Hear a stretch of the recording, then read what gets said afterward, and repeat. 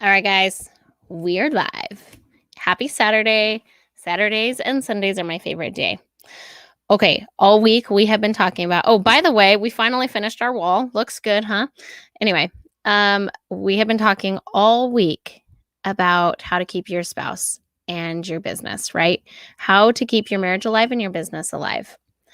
There are a couple things that I want to share today. Now, what I'm going to share is very near and dear to my heart, but over and over, Corey and I speak at events and we speak in summits and we speak in all these things, right? And even the couples that we coach all the time ask us the same question. How do we have a successful business and marriage? Like, how does that happen? And I'm going to answer the most direct, this is how you do it. It's called you serve each other. You care for each other. You love each other. You put each other's needs above your own. I'm going to give you an example. Everybody looks at Corey, and a lot of people ask us all the time, why are you guys such a cute couple? Why are you guys the way you are? And I'm going to tell you why. My shirt says, when life is hard, handle it with prayer. Life is fragile, handle it with prayer. And that's what we do. As a couple, we rise up and we pray together. Corey puts me above his needs. He shows my 4 boys what it means to be a true husband, a true father, how to be a good man. He puts, as there's a kid trying to come in my room right now, he puts me above all the others. He helps me. He's kind to me. He doesn't ever put me down. He helps me accomplish my dreams. Last night, you guys saw that I was exhausted and I did not want to show up in the business. I did not. There's a kid banging on my door. I did not want to show up in the business. I really didn't. I was tired.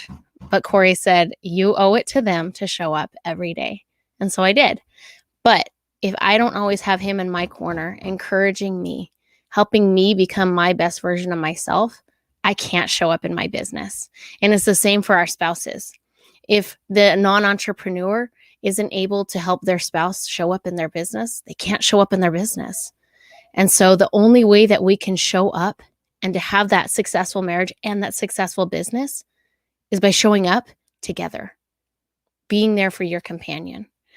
I'm going to share a couple things. So I was always very anti-marriage growing up. And I may even tag some of my high school friends in here just to show you, like, I was not ever going to get married.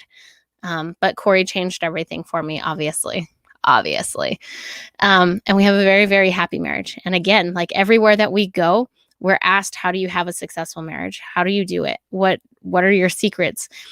Because we typically do have people that always say, I want to have a marriage like yours. And the couples that we coach typically say that. And those are the ways that you do it. You serve each other. You love each other. You're there for each other. I know that when I have a headache, Corey's going to give me a back massage. I know that when I'm hungry and I'm grumpy and I'm hangry, as a lot of us are, own it or not own it, I know he's going to help me out and help be kind to me when I'm hangry. He's going to be kind to me and he's going to help me. He's going to show me love and he's going to appreciate me. I know that. We've been married for 13 years and he has never once yelled at me. And you may think that's insane, but he knows that if he were to yell at me, I will shut down. And that's a conversation we had before we got married, that if he ever yelled at me, I would feel attacked. And so he knows how to communicate with me. He teaches my boys. I have 4 boys, everybody. Do you know how that is? 4 boys. That's a lot of boys. Not always fun, not always kind to each other, not always kind to their mommy. And guess what? When they're not kind to me, he steps in. And he tells them exactly how to talk to their mom, how women are supposed to be talked to. And that is what it takes. That's what it takes to be a man. And he teaches them it's okay to be gentle. It's okay to be kind. It's also okay to be tough, but it's also okay to be gentle and to be kind and to be loving. And he teaches them that when I'm sad as their mom, to give me a hug. He teaches them what it means to be kind and to be friend. He teaches them that service is important. He teaches them how to be a good husband and father someday. He teaches them that it's important to be a father. He teaches them that it's important to be a husband and to be kind. And he teaches them that they can be anything that they want to be.